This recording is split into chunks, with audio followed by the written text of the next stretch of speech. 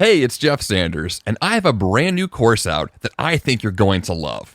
If your week feels overbooked every Monday morning, now may be just the right time to transform your calendar so you can feel your best and achieve your ambitious goals. My new 10-episode course helps you maximize your week with practical, actionable, and easy to implement time management strategies. Maximize your week for health and productivity is available now, exclusively on Himalaya Learning. Himalaya Learning is an audio learning platform that provides an extensive library of courses straight to your ears from the world's greatest minds, like Malcolm Gladwell, Tim Ferriss, Seth Godin, and more. To listen to this course and others like it, go to Himalaya.com/maximize and enter promo code MAX at checkout to get your first 14 days free. Hope to see you there. How many strategies do you implement to improve your focus? What if you had just one more? My guest today is the co-founder of a company that makes gum and mints designed to shift your mindset with ease and flow. This is the 5 a.m. Miracle, episode number 378, Nootropics Gum and Getting a Mental Edge with Kent Yoshimura. Good morning, I am Jeff Sanders, and this is the podcast dedicated to dominating your day before breakfast. My guest today is a multimedia creative and entrepreneur with a love for CPG, art, and cognition. He co-founded Neuro, a functional confectionery company that specializes in nootropics-based gum and mints. He also paints large-scale murals as both a freelance artist and qualified muralist. And now here is my interview with Kent Yoshimura.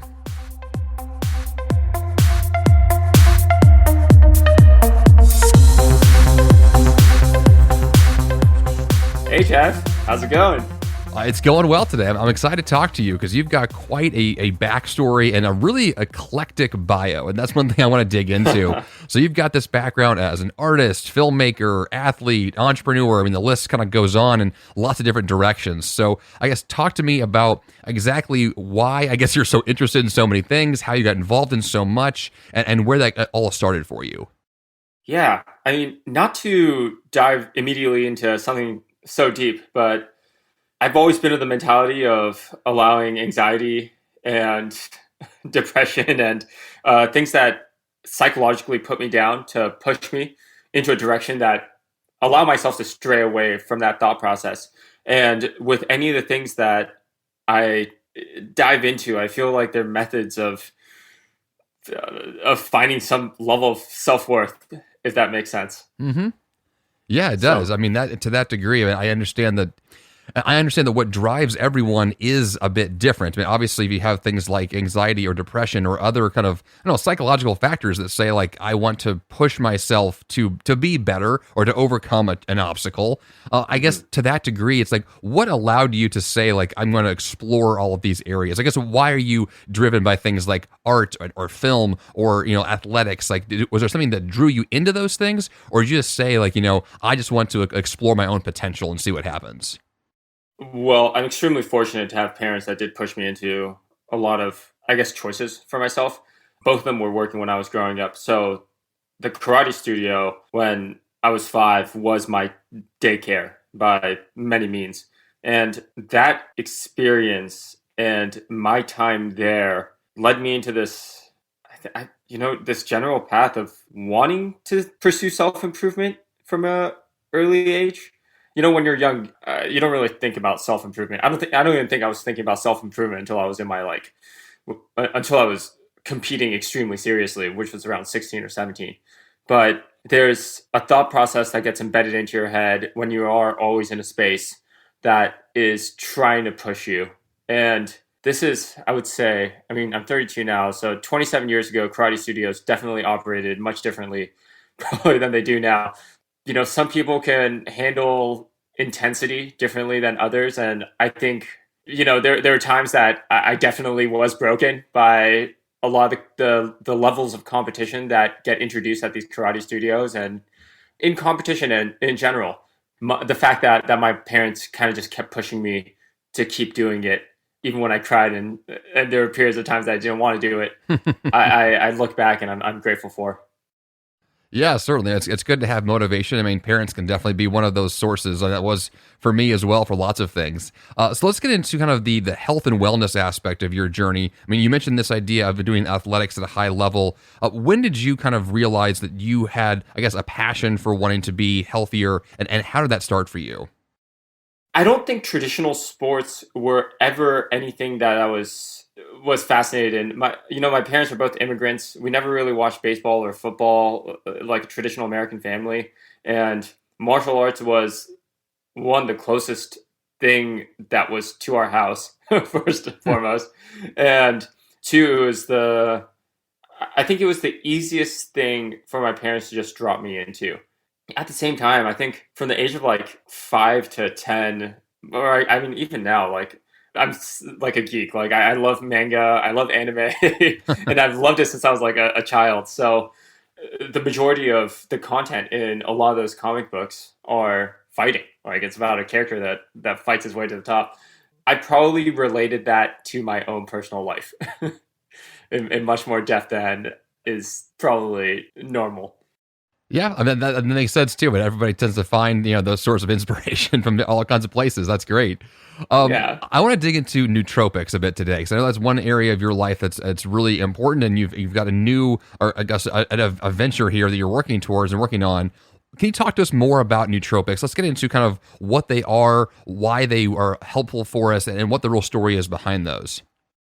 Yeah, nootropics as a term is pretty broad at this moment, but originally it was described as any substance that improves cognitive that provides cognitive benefits, which can be as far ranging as something like a coffee to something like Adderall.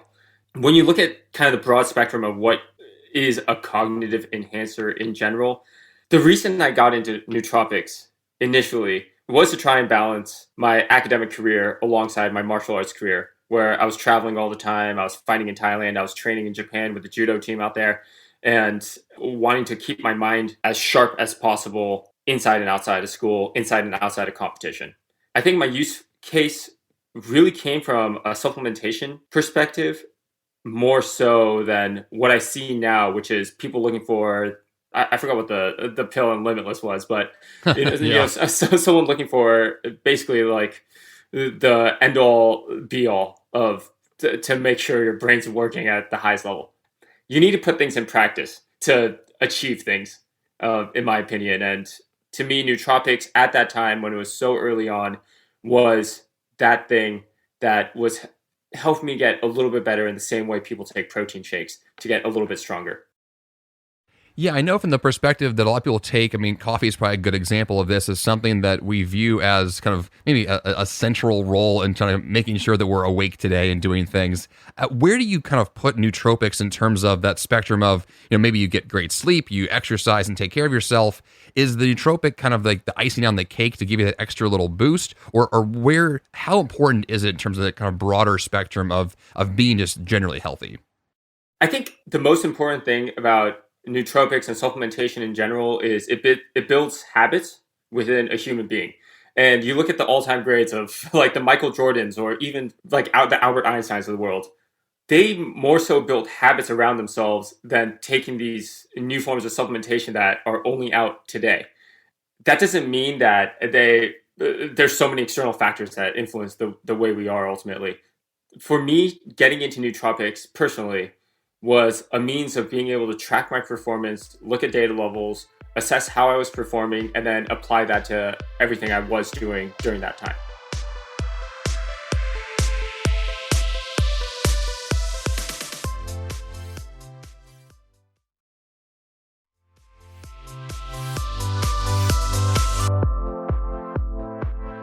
Yeah, that makes sense. I mean, I think the idea of having habits that are like the foundation and you track those, I think you're right to the idea that like what's new and flashy isn't always going to be there forever. And so having Yeah. those like foundational habits that will stick with you long term, and it sounds like that's the better path.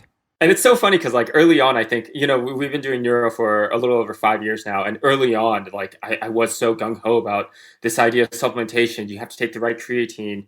You have to take the right, whatever, like the right racetams to ensure that you're reaching the improvement in your cognitive health. And as the business has balanced out and I look at my overall lifestyle, I'm realizing now that clear-headedness, this idea of how we approach life is much more important than anything that you put into your body.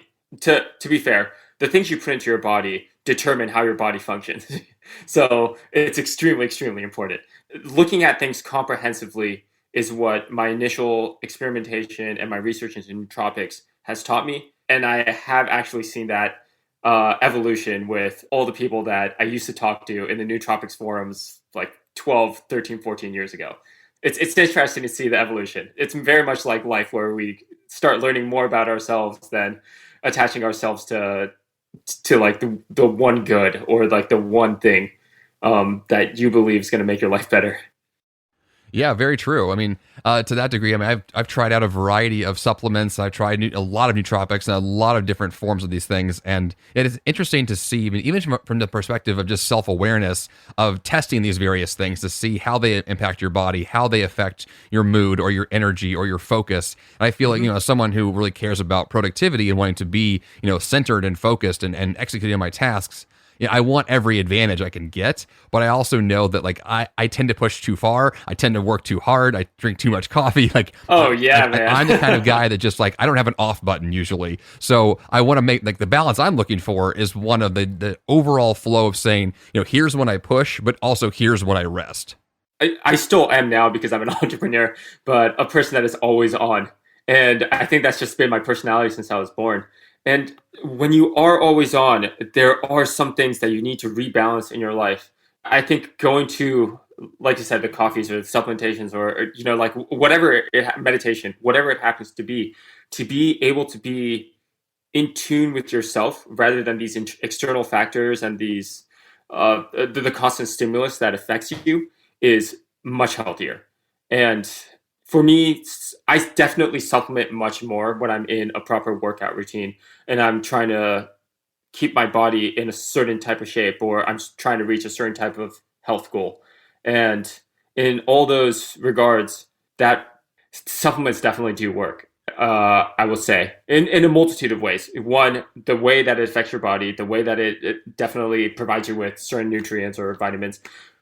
Yes, but more importantly, getting you, again, to be conscious about your performance, be conscious about how you push yourself a little bit further and forcing yourself to push yourself a little bit further than perhaps if you didn't actively pursue betterment through supplements or betterment through really anything. So in terms of the balance of nootropics and kind of nutrition or I guess energy cycles throughout the day, I know one thing that, coffee is another example here that plays into it, is that there's certain times of the day that I like to have certain, supplements or certain liquids or certain foods. Is there a time of day that you tend to focus on taking nootropics or really trying to make sure that you have, like, you're trying to optimize a certain energy cycle throughout the day? Like, how does that balance in terms of your flow kind of fit? Yeah, I mean, in the morning, depending on the day, I either drink coffee or tea. But almost every single morning, I definitely do drink a protein shake with creatine because creatine is known to be a cognitive enhancer / nootropic. That's been, based on data proven out. Finding that rhythm where I kickstart my day with something that is directly affecting whether it's placebo or not, directly affecting my cognitive health and directly affecting, with the protein shake, my protein intake and my muscle rebuilding, I think kickstarts this side of me that gets me into this active mode for the rest of the day until the workday ends, and then I go and work out or I go work on my art or my music. There's this idea of like state dependency. When we do start building routines and habits within ourselves, that state dependency kicks in and it primes the body to be able to perform in the way you want it to perform. So what's the story behind Neuro? Because I want to hear kind of, obviously you love nootropics, it's very obvious. And I'm curious in terms of where did you get the idea to say, I want to have my own company, I want to have my own gum? Like, where did that come along the lines here? So, I've been training in martial arts since I was 5, like I was saying. And in college, I decided to take it a lot more seriously. And actually right before entering into college. So I joined this gym that basically was one of the top gyms in Thailand, Sit Yotong. So I would travel there, fight in the stadiums every August. I would go to Japan and train with the Olympic judo team at the Kodokan and basically the best college in Japan, Kokushikan, who pumps out judo Olympians. And during that time, going back to this idea of finding ways of getting a little bit more ahead of your current self, I was looking deeper into the supplement market. I was looking deeper into nootropics and finding ways where I could perform better in school, better on the field, and reach a level that was more than what I believed I was at then. I think and I was also studying neuroscience, so like my fascination with the brain has been lifelong. During that time, though, I met my co-founder Ryan, who was injured really badly in a snowboarding accident that left him paralyzed, and our means of experimentation with supplements made us realize that taking powders and taking pills in public aren't really approachable formats. They're stigmatized. So for us, we knew that there was definitely an opportunity to create supplementation that people could take anywhere and have with them in any daily routine. And that was the catalyst for creating Neuro Gum and Neuro Mints. So how do these things work? Because obviously I know that what it's like to take a pill. Is it the same effect where you chew the gum and you like feel like a high, or like what kind of experience does someone have when you're like chewing the gum or eating the mint? So I mean, it's super similar, but gum and mints work actually a lot more effectively than pills do because you don't need to swallow them. You through like the process of like buccal and sublingual absorption, you absorb the vitamins and nutrients that are in the product much faster. And the way we look at it is almost as a means of microdosing. So throughout the day, our gum works, like our energy gum works by taking just one because it has 40 milligrams of caffeine per piece, alongside L-theanine, B6, and B12 vitamins. But you don't want to take 300 milligrams of caffeine straight to your dome immediately, when you wake up in the morning, but rather, instead of burning your adrenal glands out, you're basically keeping this flow state going throughout the day. And when we start developing these products, we try to look at it in a way of how do we just incorporate just healthy supplementation, this idea of what's sitting in your medicine cabinet as just part of something that you just take effectively throughout the day. And even with gummy vitamin, because we were looking at gummy vitamins and supplements and everything also when we were trying to start the business. But even with those, taking a multivitamin first thing in the morning is not as effective as taking a smaller dose throughout the day, because you end up, if anyone's taken a multivitamin before, you realize that like you are just peeing out a majority of it an hour later. Or it's like drinking 8 glasses of water a day. You don't drink all 8 glasses at once. You drink it throughout the day to stay hydrated. We take that same mentality and try to put it into this lifestyle brand called Neuro. Yeah, and that's an interesting idea. I mean, the fact that you're right that we take things one time like I do in the morning, and then it's very likely that those things are not effective later in the day. Which I think is a really curious, realization that you had. And I like the idea that the gum or the mints could be taken throughout the day to say, maybe you have like an afternoon slump, or maybe you're not feeling as on the ball as you want to. And you can have a solution that allows you to kind of stay in the zone, or to keep working, or to be able to be at your best at times when maybe you wouldn't be. I mean, all these people that are drinking a Monster Energy drink that has 280 milligrams of caffeine at 3 p.m., your body's going to get used to that cycle, and you're obviously going to start getting tired at that time because of just the natural response systems that exist within us, and reaching that action potential of of getting hyped up and being awake just dies off as our tolerance grows. So we try to contain the right amount where we don't try to overload the body with anything. We don't try to get your tolerance level to a point where things become ineffective and you're finding balance just consistently with the things that you are ingesting.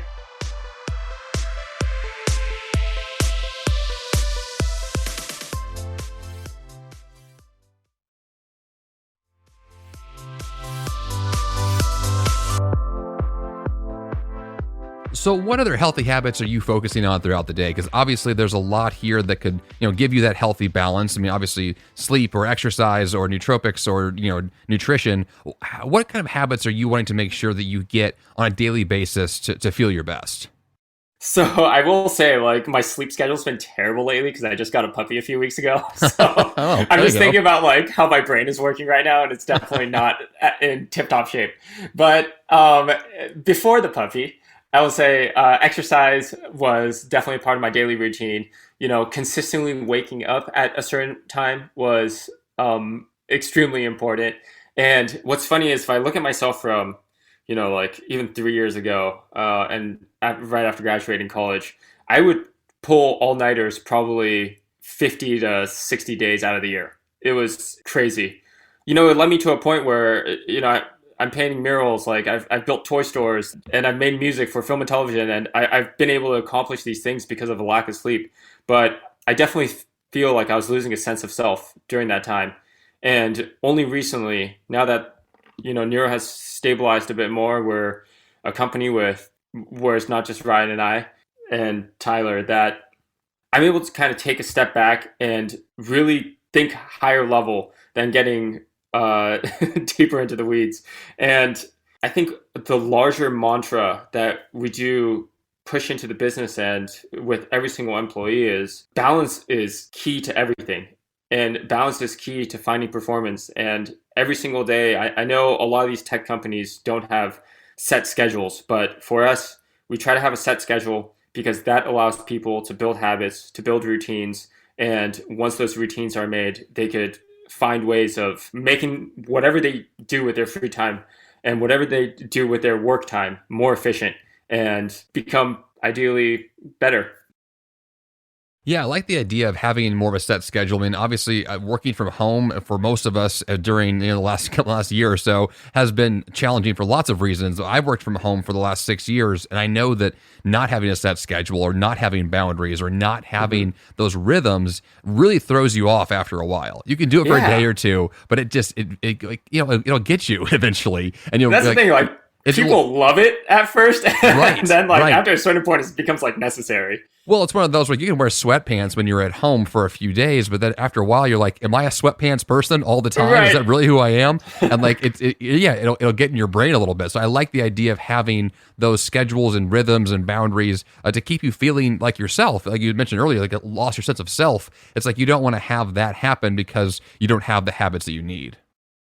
Yeah, and going back to this idea of state-dependent memory or state-dependent learning, it's the brain does prime itself to act or be a certain way depending on, again, like the word is the state, whatever state of consciousness that you are in. So if you're constantly going back to like my college years, if I see people who constantly take Adderall when they're studying, and then when they don't take Adderall during the test, they don't do as well, or if you're taking coffee or energy drinks, even when you are doing something, you should be doing the exact same thing when you are entering into competition because your body is going to get itself ready to perform in that state of consciousness.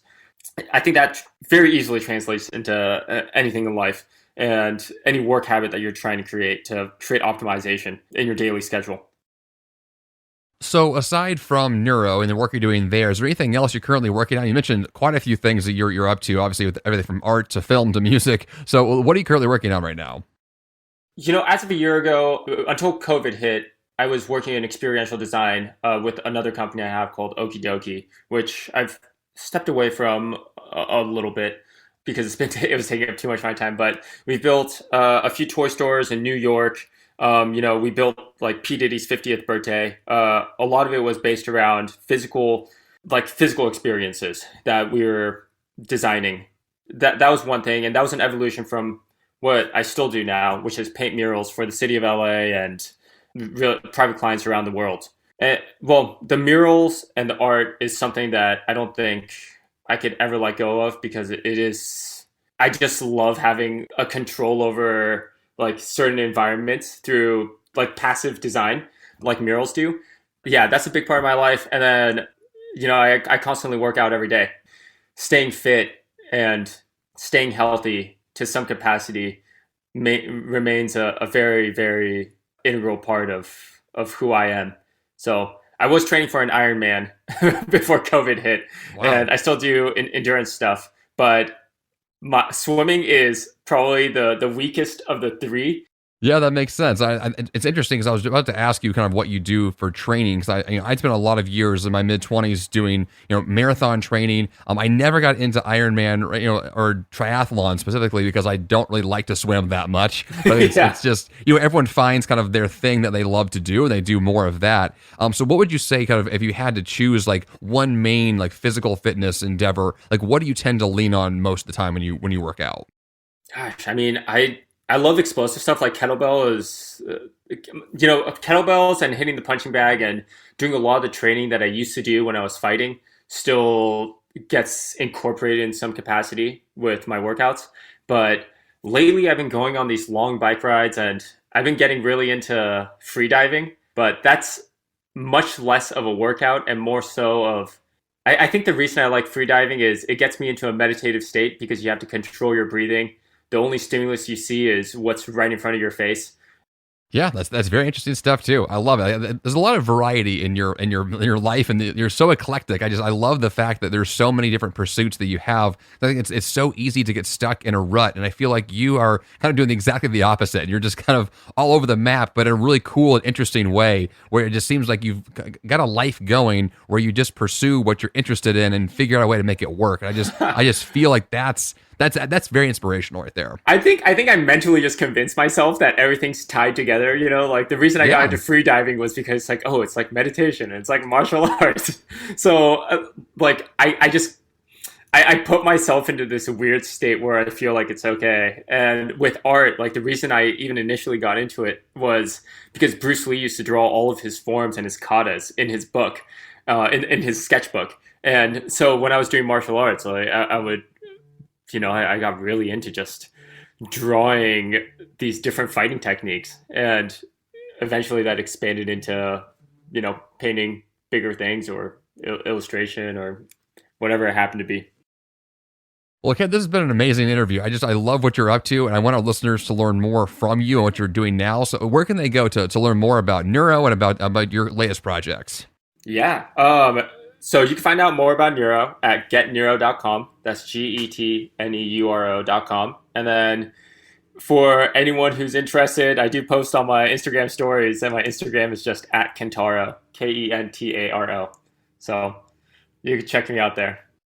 Okay, perfect. All those links for our listeners this week in the show notes page. But Kent, this has been great. It was fun talking to you. I know you and I went back and forth trying to get this interview nailed down, and I'm really glad we figured it out. It was a great time. Totally, man. Yeah, so stoked to talk to you.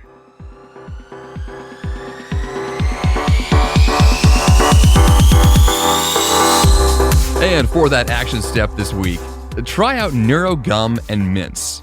Sometimes the best way to focus is to get just the right boost at just the right time. Kent's Nootropics-based gum and mints can be the best way to improve your focus with the right dosage when you need it most. For the links this week, go to jeffsanders.com/378, and that's all I've got for you here on the 5 a.m. Miracle Podcast. Until next time, you have the power to change your life, and the fun begins bright and early.